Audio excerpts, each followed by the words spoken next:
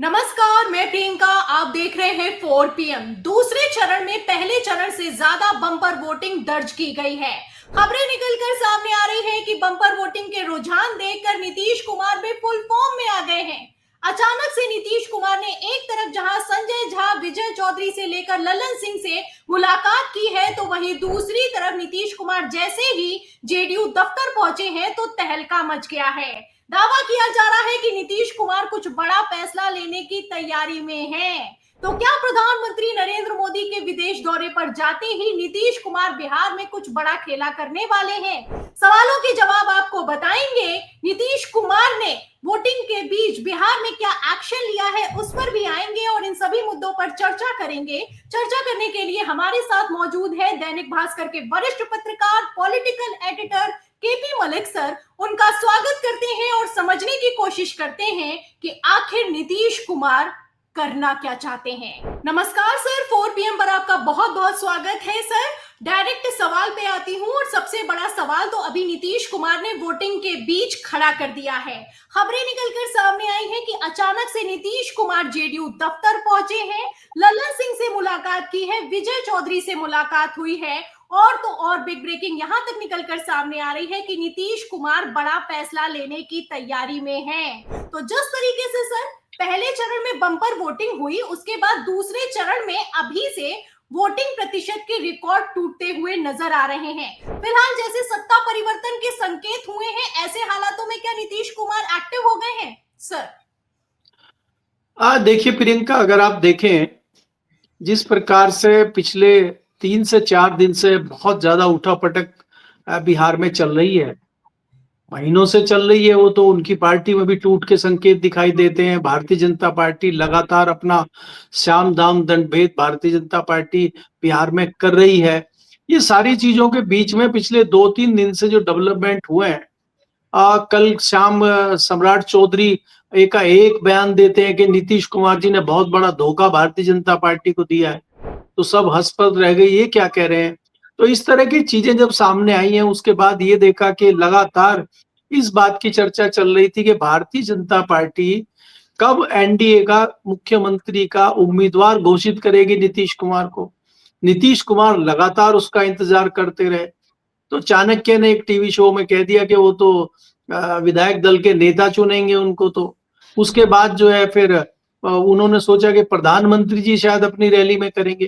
तो नीतीश कुमार पहली प्रधानमंत्री की रैली में गए, वहां भी उनको नहीं किया। उसके बाद उन्होंने सोचा शायद मैनिफेस्टो वाले दिन करेंगे, तो वहां गए, वहां भी नहीं। तो वो समझ गए कि उनके खिलाफ बहुत बड़ा खेला चल रहा है और फिर उन्होंने अपना जो है धनुष बाण उठा लिया। और उस दिन से आज तक आप देखते हैं कि जिस प्रकार से लगातार नीतीश कुमार ने अपना राजनीतिक जो वर्चस्व है वो दिखाना शुरू किया है, उससे कहीं ना कहीं भारतीय जनता पार्टी घबराई हुई है, आहत है। और भारतीय जनता पार्टी को लगता है कि हमें लड़ाई तो करनी थी तेजस्वी यादव से, लड़ाई तो करनी थी महागठबंधन से, ये तो इन्हीं से हमें निपटना बहुत मुश्किल हो गया, नीतीश कुमार से। तो नीतीश कुमार बहुत बड़ी मुश्किल भारतीय जनता पार्टी के रास्ते में बने हुए हैं और इसीलिए तमाम शाम दाम दंडभेद हो रहा है।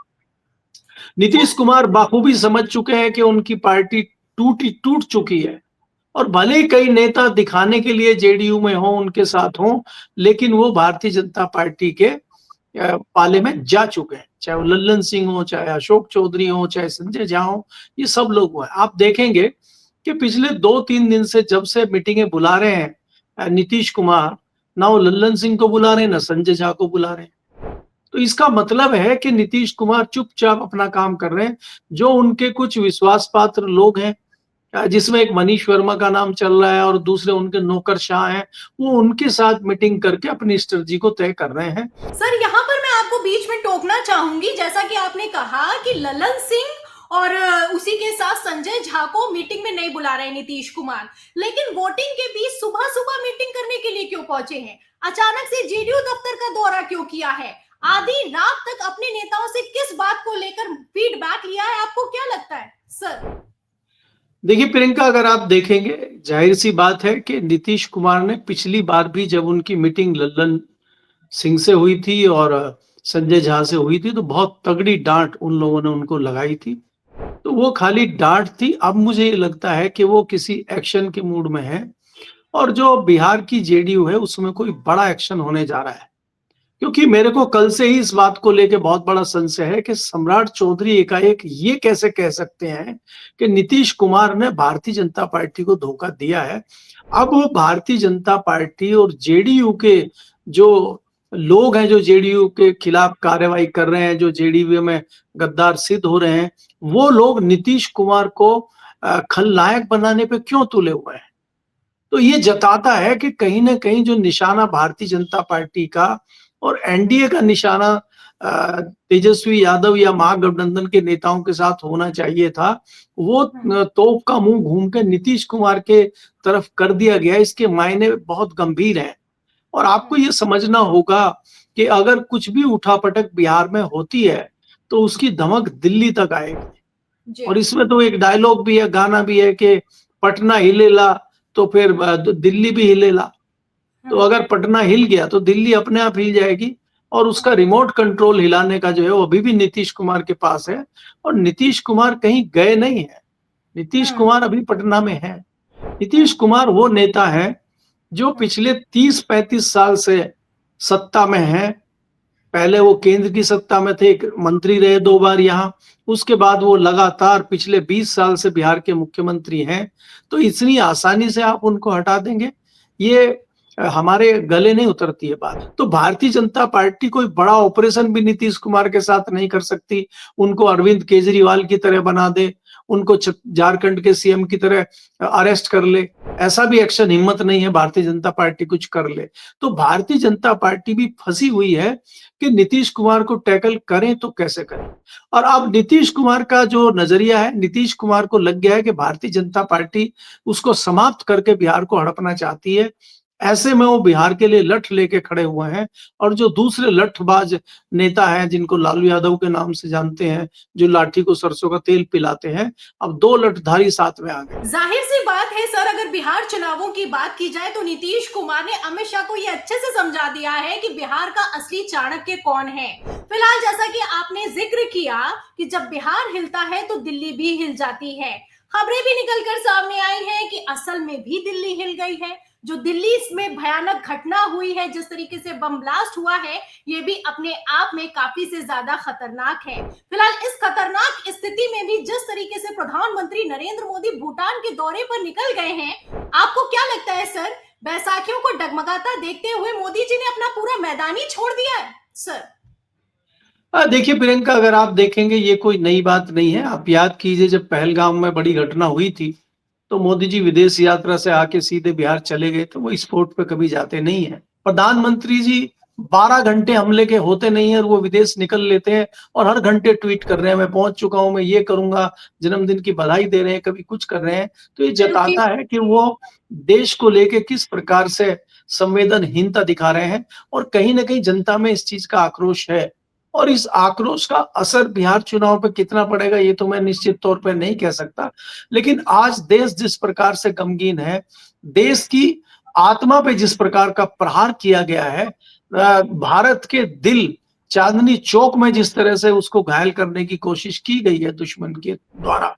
और आप देखेंगे जो हमारी अस्मिता का प्रश्न है, जो हमारी अस्मिता का एक प्रतीक है लाल किला, लाल किले की प्राचीर से जहां प्रधानमंत्री देश को संबोधित करते हैं, और एक ऊर्जा हम सब लोगों में आती है, हमारा सीना चौड़ा हो जाता है कि लाल किला एक ऐसी जीत है क्योंकि उसने तमाम, चाहे मुगल काल हो, अंग्रेज काल हो, सबको देखा और आखिर हमने उसको जीत हासिल उसमें की, हमने कितनी कुर्बानियां दी है। तो ऐसी प्रतीकात्मक जगह पे इस तरह का विस्फोट होना, ये दुश्मन जताता है कि दुश्मन कितना मजबूती से आगे बढ़ रहा है और हम उसका कुछ नहीं बिगाड़ पा रहे हैं।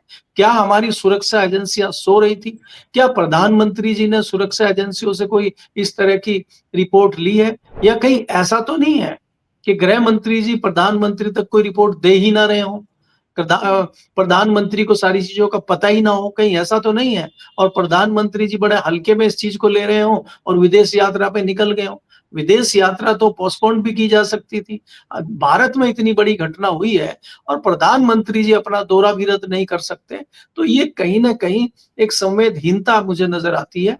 कई तरह के फिलहाल सवाल खड़े होते हैं, आखिर किस टेंशन के चलते या फिर कि किस दबाव के चलते प्रधानमंत्री नरेंद्र मोदी भूटान दौरे पर चले गए, आखिर उन्होंने अपना भूटान दौरा कैंसिल क्यों नहीं किया। फिलहाल कई तरीके के सवाल है और इन सवालों के जवाब अमित शाह देने के लिए तैयार नहीं है। मीटिंग हो रही है, लेकिन अभी तक किसी की जवाबदेही तय नहीं हुई है। फिलहाल बिहार चुनावों की अगर बात की जाए तो बिहार के चुनावों में भी जिस तरीके से बम्पर वोटिंग हो रही है, नीतीश कुमार फुल फॉर्म में दिखाई दे रहे हैं। जाहिर सी बात है कि बिहार में भी कुछ बड़ा होने वाला है। बहुत बहुत शुक्रिया सर, आपने हमें समय दिया, हमसे बातचीत की। बहुत बहुत धन्यवाद आपका, बहुत बहुत शुक्रिया आपका। तो सुना आपने, ये थे हमारे साथ दैनिक भास्कर के पॉलिटिकल एडिटर और वरिष्ठ पत्रकार केपी मलिक सर। उन्होंने खुल्लम खुल्ला कह दिया है कि नीतीश कुमार ने फुल प्लानिंग तैयार कर ली है। नीतीश कुमार दूसरे चरण की वोटिंग के रुझान देखकर पलटी मारने की तैयारी में दिखाई दे रहे हैं। पहले तो ललन सिंह समेत संजय झा को मीटिंग से बाहर किया था, लेकिन अब अचानक से सुबह सुबह मीटिंग में क्या चल रहा है, कई तरह के सवाल हैं। फिलहाल इन सभी सवालों के जवाब में दूसरे चरण की वोटिंग पर आपको क्या लगता है, बिहार चुनावों के नतीजों में 14 नवंबर को क्या होने वाला है? जो भी आप सोचते हैं हमें कमेंट बॉक्स में जरूर लिखें। वीडियो को ज्यादा से ज्यादा शेयर करें, हमारे चैनल को लाइक करें, सब्सक्राइब करें, ज्वाइन करें। फिर मिलते हैं अगली खबर के साथ, अगली चर्चा के साथ। तब तक के लिए धन्यवाद।